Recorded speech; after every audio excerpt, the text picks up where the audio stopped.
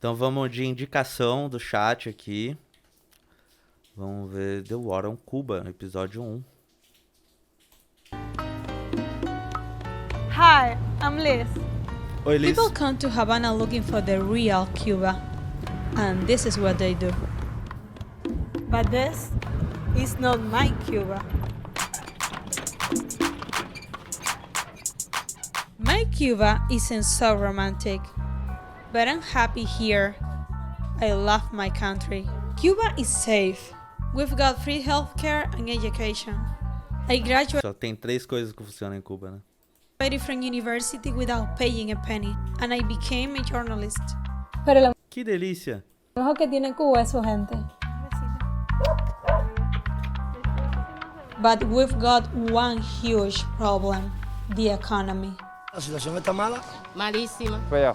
pésimamente mal. Está difícil. Estresante. Caótica. En candela. Ahora mismo está fatal. A mí ni me preguntan. During the pandemic, people have to wait in line for hours just to buy food. É criminoso mesmo, né? O embargo econômico, né? Pô, foda, né? Foram presos. Depois disso, o Fidel levantou do túmulo e falou: prende eles. Aquí la cosa está dura. COVID. I'm used to this. I grew up in crisis. Foda. Y no es embargo ni bloqueo, es guerra. The legislation I signed today further tightens that embargo. By maintaining our embargo, El bloqueo económico persiste. Cruel e insensato bloqueo que haya existido contra nación. Our government blames pretty much everything on the US embargo. Putz, mas é foda, mano. Você é uma ilha pequenininho, você não produz as coisas lá. Você precisa do comércio exterior, né? Aí você coloca um embargo desse, mano. Desde os anos 60 aí, sofrendo embargo. O imperialismo, mano, é muito filha da puta, velho. E você vê que é, tipo, só isso que eles precisam. Liberar o embargo. They call it the blockade. Es que lo queman mucho. We get bored of hearing about the blockade all the time. But it's real. The United States has been waging war against Cuba for 60 years. It's not a war with bullets or bombs, but it touches every aspect of our lives. Recently, more than ever. Foda. Muito bom, muito bom. Vamos ver que o bagulho tá top.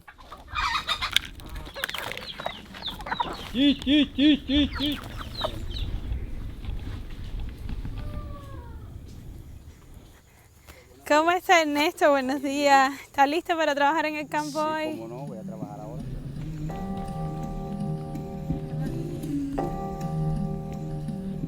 Hay personas que me conocen de 25 años y no saben que me faltan las piernas.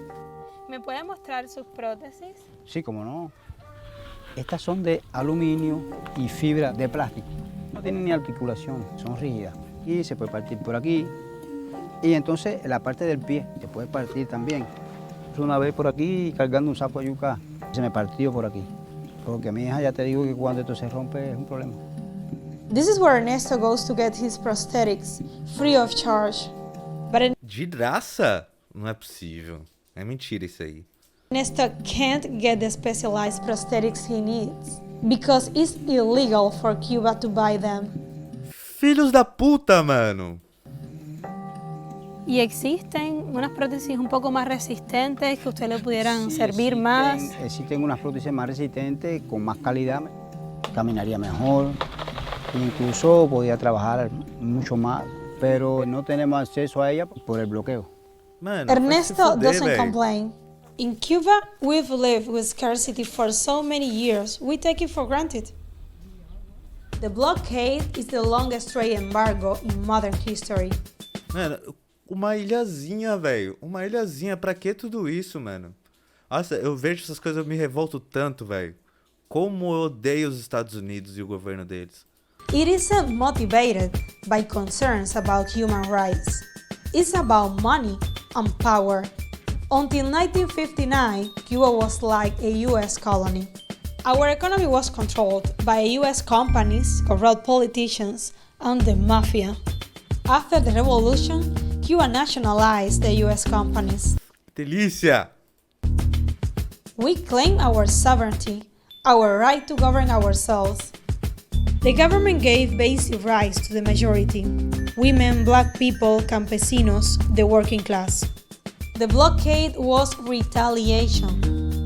It's basically a form of economic warfare. The blockade stops Cuba from doing business with the United States. They can't buy our stuff and we can't buy theirs.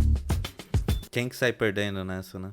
And we can pay for things because banks won't lend us money or even let us open accounts. The blockade also stops Cuba from doing business with other countries. That's not all. The blockade also locks us out of a big part of the internet.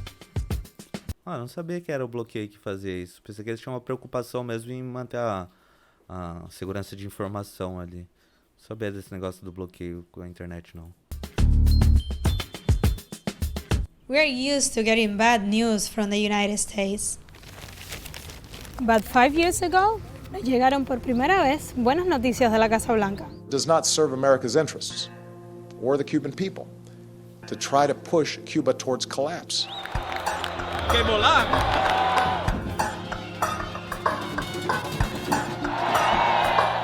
Obama announced new relations with Cuba.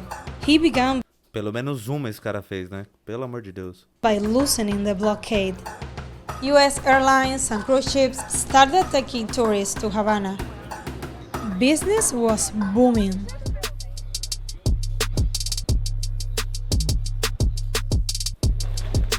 Clandestina became Cuba's first independent design store in 2015. Idania is Clandestina's co-founder. She started the store after Cuba opened its economy to private business.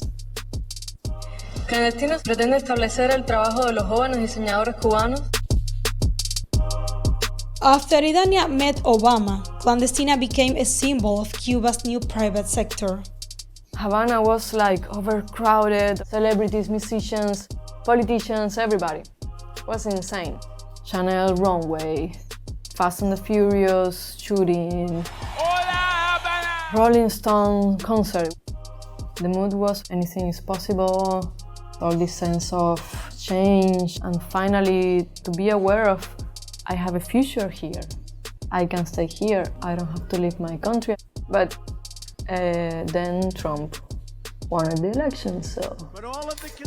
Foda, né? Trump, mano, fudeu mais ainda. Parecia ter uma luz no final do túnel. Vence bosta. That Barack Obama has granted the Castro regime were done through executive order, which means the next president can reverse them, and that I will do. The Trump administration is imposing new restrictions on U.S. travel to Cuba. John Bolton making a South Florida stop today Filho da puta! to talk to the Cuban-American community. Unveiling sweeping changes to Cuba policy. A major blow to the new U.S.-Cuba relationship. The U.S. has banned flights. All families to leave Cuba. The U.S. government will also ban trips by cruise ships. They'll have to go after their finances. Limiting the amount of money, fresh U.S. sanctions. It's part of a trend. U.S. tourism stopped. And if you don't have tourism, you don't have business. No tourism, zero remittances, no trade at all. You are suffocating the private sector. You are suffocating the Cuban people. E esse negócio do setor privado aí, né? A China lá mostrou pra gente que você consegue permitir um setor privado sob as asas de um regime socialista, né? De um governo socialista, né? E você acaba fazendo, alguns governos socialistas começam a fazer isso hoje na esperança de você conseguir diminuir os embargos e conseguir participar do comércio internacional, né? Porque, querendo ou não, você precisa do comércio internacional, já que todos os países são capitalistas, né? Mas daí você abre essa exceção, você permite um pouco do setor privado no seu país, aí acontece essas porra, vem o Trump e foge de você do mesmo jeito, tá ligado? Tipo, o imperialismo é sem dó mesmo. Toda concessão que um regime socialista faz é traído, mano. É traído. O único país que não vai ser traído é a China, porque ela soube administrar muito bem isso, né? E estamos falando de 1,4 bilhão de pessoas, né?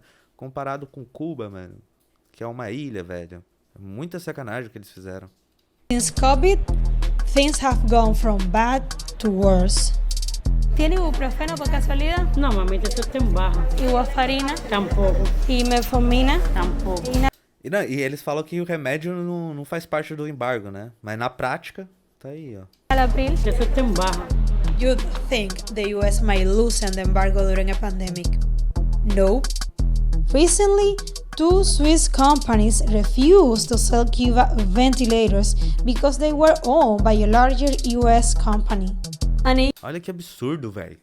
US-owned airline wouldn't take a donation of masks and ventilators to Cuba. On top of all that, the Trump administration made it even harder for our family members in the US to send us money. The Trump administration has killed a deal that would allow Cuban baseball players to play for Major League Baseball. Mano, por quê? El bloqueo afecta hasta nuestro deporte nacional. Cian Vega is one of Cuba's top young baseball prospects. Desde chiquito siempre mi papá me inculcó entrenar, me llevaba todos los días la pelota. Empecé a ver mi talento a partir de los 13, 14 años. Hay ya bastantes peloteros cubanos en la MLB que se han formado aquí en Cuba. Representar a mi país en el más alto nivel, que es la MLB, sería mi sueño, la verdad. Trump, cuando nos cerró las puertas de firmar con la MLB, casi todos los peloteros se sintieron mal por esa noticia. Claro, porque ahora, en caso de que tú quisieras jugar con la MLB, tendrías que renunciar. Tendría que renunciar a mi país, no me gustaría, la verdad. Olha isso, que absurdo, velho. Só porque o cara é cubano mesmo. Porque se ele renunciar, o país tá de boa. Pô, é muita filha da putagem, mano. E isso daí, ó, é patriotismo. O cara se recusar a fazer isso é patriotismo de verdade. É consciência de classe. Me gustaría jugar y volver a mi país, vivir con mi familia, no estar lejos de ella. For his rivals, tonight just might be the last big chance to stop Donald Trump. It's hard to believe now, but 5 years ago, some Cubans thought a Trump presidency wouldn't be that bad. Si me tuviera que escoger. É que nem aqui, né, com Bolsonaro, né? O pessoal, não, estão exagerando. Yo escogería a Donald Trump. Y sabe que Cuba tiene un mercado virgen. Y a él le interesaría mucho invertir en Cuba. Entonces no creo que todo ese proceso que ha ocurrido lo eche para atrás. That same month, Trump's executives were visiting Cuba and playing golf here. It wasn't the first time Trump tried to do business in Cuba. This is the website for La Oficina Cubana de Propiedad Industrial. It's where foreign companies apply to do business in Cuba. In O interesse deles é só explorar mesmo, né? 2008, Trump registered his brand name for hotels, casinos, beauty contests, television programs, and golf courses. I'm okay with the Cuba situation, but I want to tell you they should be making a good deal. So, what or who made Trump change his position on Cuba? Guys, we have a con artist as the front runner in the Republican Party. Thank God he has really large ears, the biggest ears I've ever seen. And you know what they say about men with small hands? Rubio, total lightweight. If he hadn't inherited $200 million, you know where Donald Trump would be right now? No, selling watches in Manhattan. Trump's fight with Rubio didn't last long. A man that's really become a friend of mine. Caralho. Os caras estavam tretando, agora apertou as mãos. Senator Marco Rubio. Great guy. After Trump won, they became allies. Trump let Rubio pick his Latin American team, and Rubio wrote Trump's new Cuba policy. I have wonderful memories from our visit. House of Cards bagulho, hein? Que afetou Cuba ainda. During the campaign, I was right before the election. I guess it worked, right? Trump's war in Cuba has won him the support of powerful Cuban American businessmen and politicians like Marco Rubio. They helped him win Florida, the country's biggest swing state, in 2016. And Trump believes this is the way to win again in 2020. Perdeu. I'm Cuban and support Trump. I am so thrilled to be back here with all of my friends in Little Havana. When US presidents say they are talking to the Cuban people, they're not talking to us, because we don't get to vote in Florida. Pero los cubanos no cogemos lucha con la política de los Estados Unidos. El bloqueo está ahí y punto. Así que para adelante, que no hay más nada. Pesado, né? Muito bom. Nota 10. Esse é bom. Isso aqui esquece, né? Tá falando da elite. Perfeito. Imperialismo não, pelo amor de Deus.